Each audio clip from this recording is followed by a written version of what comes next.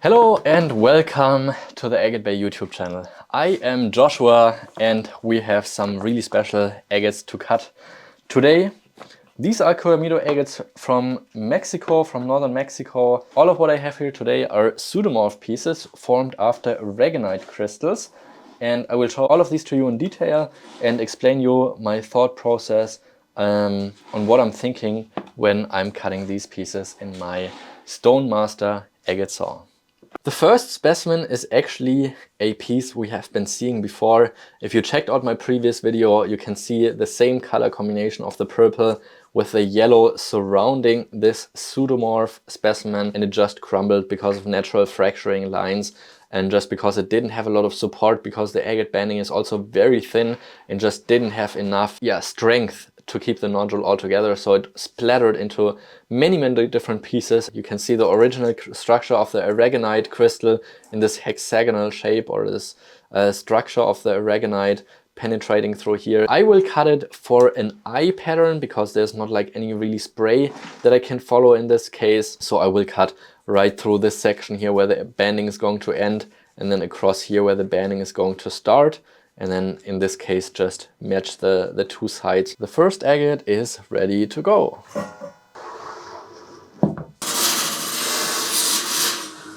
Oh no! The agate just had a natural fracture line and just fell apart, literally. It would have been a beautiful piece.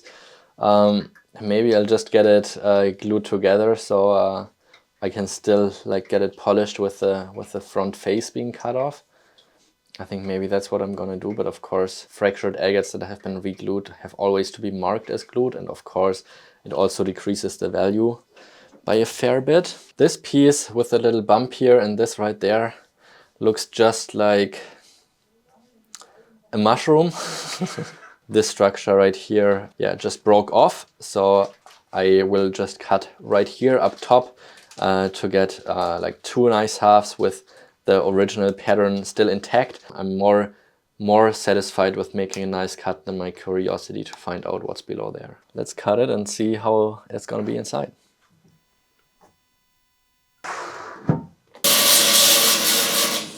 Wow, gorgeous piece. Okay, you can see I cut the tip off right away, and this is what it looks like.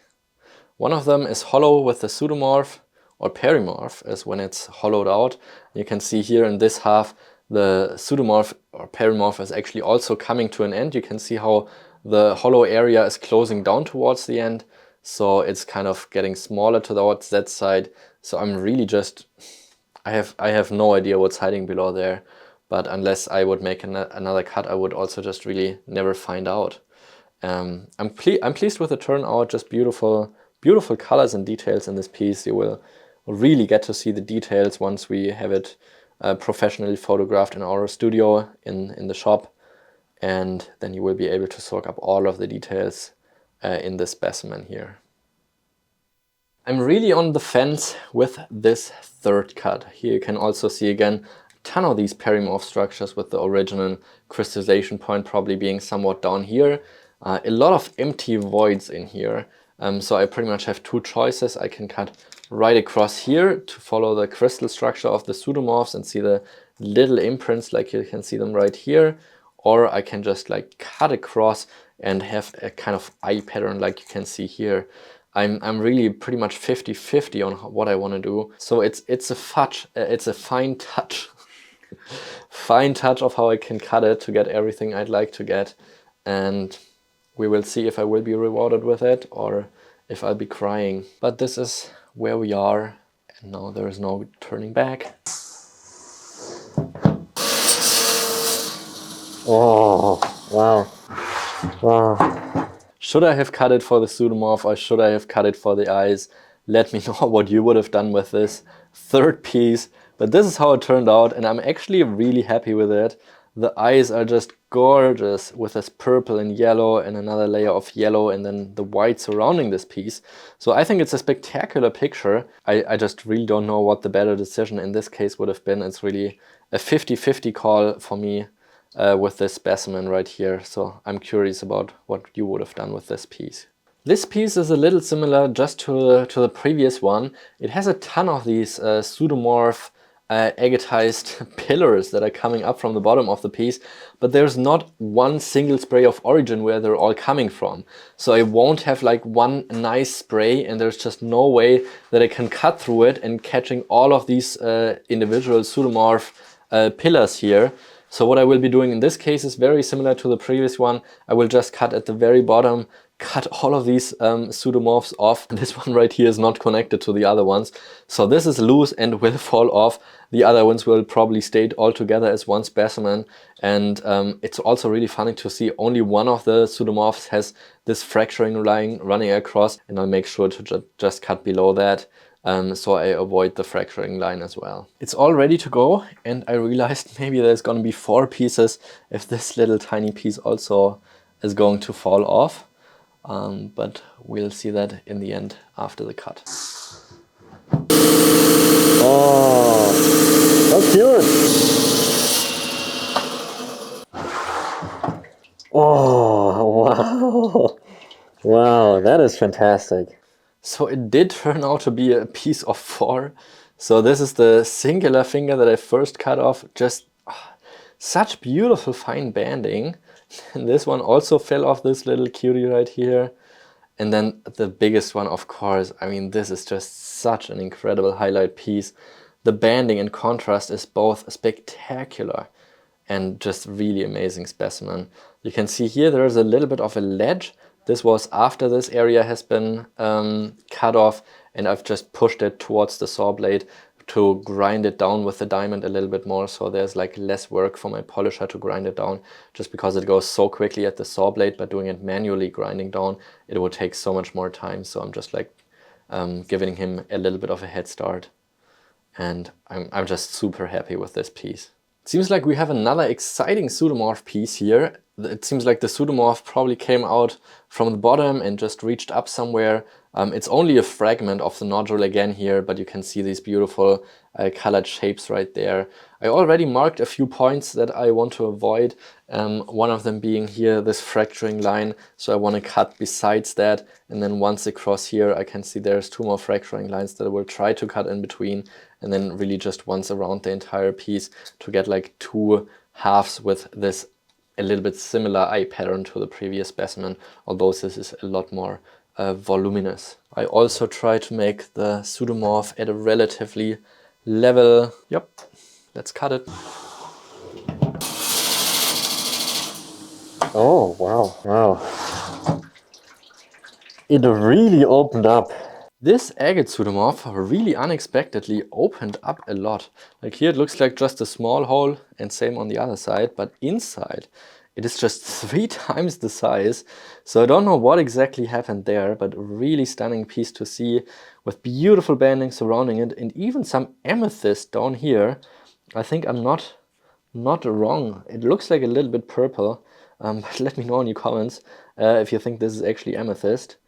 And yeah, just wildly interesting piece, great branding, great geological features with those pseudomorphs, and overall just a great specimen. There's another really tough call on this specific rough stone here. I was so excited to see the origin of the pseudomorph here just coming from one spray. That is so nice if you can cut it right across to see the exact spray of the pseudomorph. A little bit unfortunate is that 2 of the longest pseudomorph sections seem to be broken off, so if I cut through it, it just looks kind of odd and ugly. And I've been shining some strong light through this nodule, and I could see that there's a little bit darker spot in between those here, so it looks like there may be another smaller pillar hiding down below here, but also it's just a weird, difficult cut to go in between of those 2 eyes, cut the other pillar without knowing exactly where it even could be. So we are going back to the theme of cutting eyes tonight. So I'm just going to cut somewhat here in the quartzy area. I decided that I'm just going to avoid this cool looking pseudomorph, so it will be like a really nice backside of one of the 2 halves.